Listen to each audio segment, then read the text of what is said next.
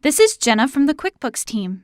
QuickBooks has some useful settings to help you keep track of your sales. Let's go over the options and settings so you can decide what QuickBooks tracks when you record a sale, turn on time-saving features like automated late fees for unpaid invoices, and customize your messages to customers. To get started, go to Settings and select Accountant Settings, then Sales. These are your sales settings. Start by customizing your sales forms so you know how they look when customers get them. This is a bit involved, so we cover this in more detail in a separate video that you can find at the end of this video. Let's move on to the sales form content section. Select the checkboxes to start tracking additional info when recording a sale. For example, if you charge customers for shipping or track shipping addresses, check the shipping box. Not all businesses need to track this info, so they're not on by default. Make sure you're tracking everything you need to get the most out of your sales data. If you always give all of your customers the same number of days to pay their invoices, enter it in the Preferred Invoice Terms field. And if you always want your sales to be printed or emailed in a batch after recording them, choose that option in the Preferred Delivery Method section. QuickBooks will remember these as your default settings so you don't have to. In the Products and Services section, you choose how to track the things you sell or services you provide.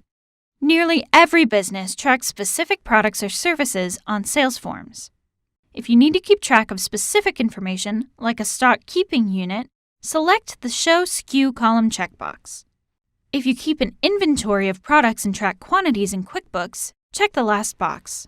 This feature is only in QuickBooks Online Plus and Advanced. You can skip this if you only sell services. Here's a unique feature in QuickBooks. Price Rules lets you set up automatic price changes based on the date of the sale or type of customer you're charging. Late fees help you to automatically charge customers if they pay invoices late. Do you create estimates for customers and then charge them multiple times as the work is completed on a job? Make sure you turn on the Progress Invoicing feature. You can also personalize your communications with customers.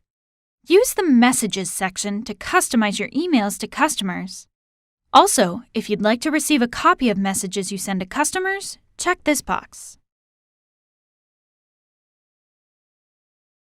You can also change the email QuickBooks sends to customers to remind them of unpaid balances. Delivery options let you choose how much detail to include on emailed invoices and sales receipts, and whether or not you include a PDF record of the sale in your emails. Last, if you send statements to your customers, you can choose whether or not to list each product and service they've been charged for, and whether or not to include how overdue they are on old invoices. Now you're ready to set up your own sales settings.